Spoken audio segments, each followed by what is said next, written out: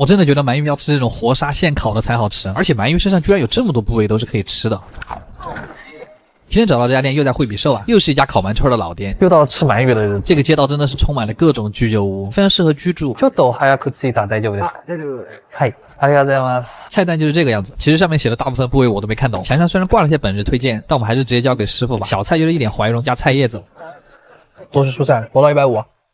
第二个前菜是一碗垂蓉汤，服务员说这个挤一点柠檬会更好吃，因为它是用烤鳗煮的汤，所以汤里面还有一点炭火的味道，特别香。下一个菜是发箍，那并不是，它是用鳗鱼的一整根骨头炸的天妇罗。你们听这个声音，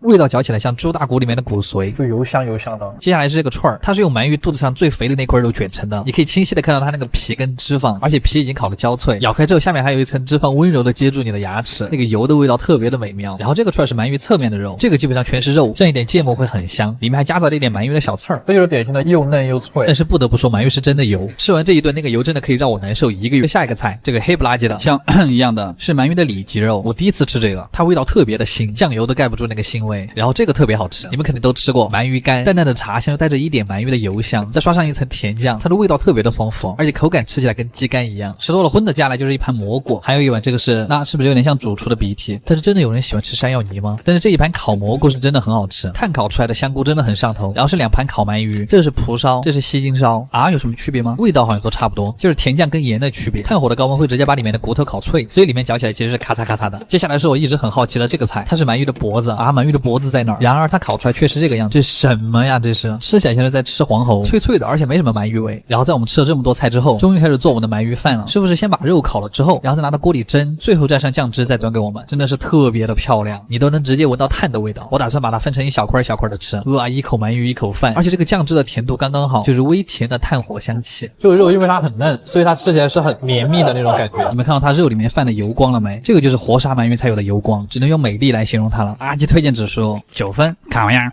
今天这家店真的太残忍了，掐指一算，我们是不是又有1年没去泡温泉了？非常纳闷儿哦。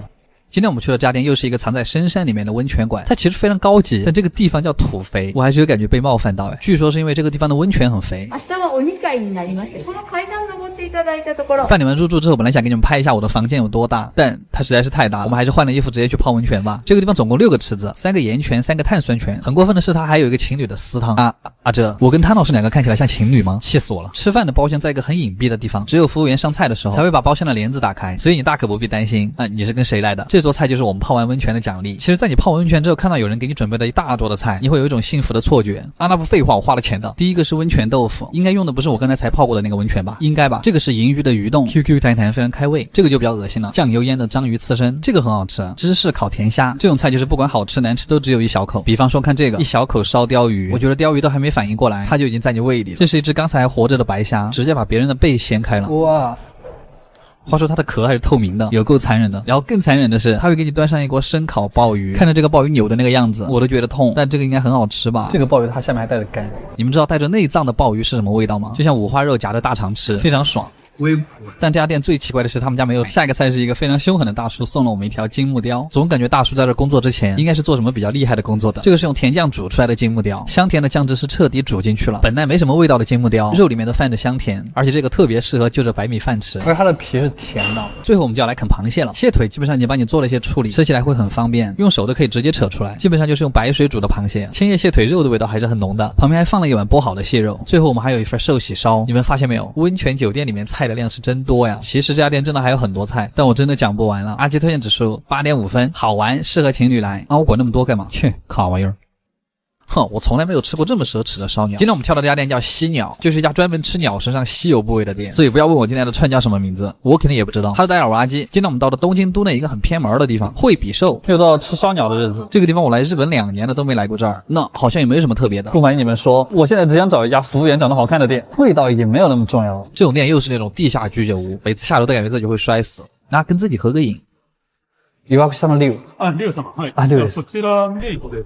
はい。进门还要让我们登记，是怕我们把餐具顺走吗？它的座位都是围成一个圈做的，大将就一个人在中间慢慢烤。我们点的是这家店最贵的套餐，但就算是这样，第一个小菜也要给你上一点生肉。第一小盘是2坨鸡肾，小时候我爸让我吃了很多的鸡肾，我也不知道为什么。这个小玩意儿是芝士花生饼，然后就是这一坨极品鸡胸肉，生的。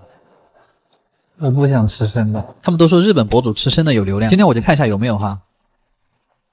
算了，我不要流量了，赶紧喝杯鸡汤压压惊。还好第一个出来就上得很快，烤的小番茄，大酱会刚好烤到皮破开，再在上面撒一点玫瑰盐，番茄就应该烤着吃。然后第二盘就是他们家的拿手好菜，菜名特别搞笑，奢侈带派黑松露蘸鸡肉丸子。先得用工具把蛋黄戳破，然后你拿着鸡毛掸子进去蘸就可以了，记得裹满是最好吃的。这个串里面还有一点小心机，里面加了藕粒跟紫苏叶，裹上蛋黄之后就是又甜又鲜的味道。然后是单独的一盘藕粒，呕心沥血，非常普通。然后是鸡肝，外面破皮，里边带血，喜欢吃内脏的人就懂什么意思。我是真的爱胆固醇。这个串好像是鸡的肩下肉，我也不知道是哪个部位，可能大概就是这个部位的肉吧，但是吃起来特别的嫩滑，甚至有点像虾滑那个口感。下个出来是鸡屁啊，鸡皮，哇，这个看样子就非常的撩，这个皮巨肥，跟我一样肥，这不就是我想要的吗？能够清楚的感受到鸡皮的脂肪在你的嘴巴里爆开。然后是心脏跟鸡屁股的尖端，为什么这两个要一起上？鸡心一直是我的最爱，因为它的内部会自然的生产出汤汁，这真的是无敌的美妙。我觉得世界上最好喝的鸡汤就是鸡心里面的鸡汤，你们看里面的油水已经要溢出来了。鸡屁股嘛，就是纯油，那个脂肪量实在是太多了，吃第一串特别香，后面就根本不行了。最后一串是这个陨石鸡胗，它这个块头真的太大了，皮已经烤得焦脆，还好里面是有汁水的。最后我们还有一碗松露蛋黄拌饭，撒上酱油之后就可以把蛋戳破，然后拌匀就可以吃了。这个东西闻起来就像是汽油拌饭，吃起来像坚果一样的味道，反正是比亲子冻要好吃一些。好了，阿基推荐指数8.5分。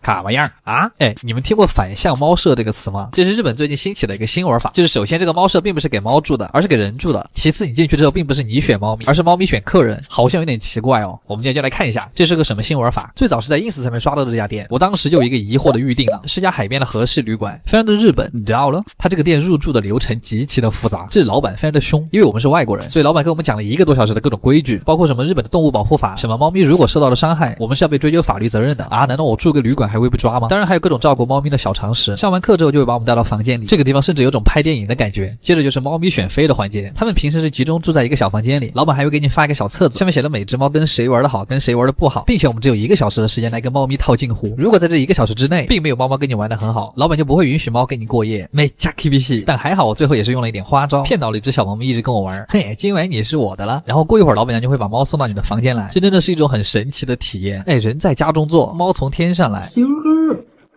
小哥，他不理我了。我觉得这些猫它其实是懂的，就是陪客人过夜会有好吃的，待在猫舍就只有吃猫粮。刚才在楼下他还挺粘人的，怎么一上来就这个表情，这满脸开心啊，这你什么意思？但是一到吃零食就很粘人了，怎么这么物质啊你？虽然喂完之后还是一副臭脸，但是好歹知道过来跟我一起睡了。第一次有猫咪陪着睡的感觉真好。对了，今天视频里面所有的猫都是流浪猫，这个也是我很喜欢这家店的一个原因。第二天早上让我最吃惊的是，猫咪居然会主动钻回笼子里，它居然知道自己要回宿舍了。然后我们就开始清理猫砂盆等各种东西，最后是还给店长。当然店长也会问你昨天晚上猫咪有没有发生什么状况，一切正常的话就可以回房间准备继续上路了。总的来说，这个地方给我的感觉就是它能给无猫人士或者想养猫又不敢养人士提供了一次短暂试养的机会，也是我漫漫旅程当中一个治愈的落脚点，非常的开心。阿基推荐指数9分，卡玩意儿。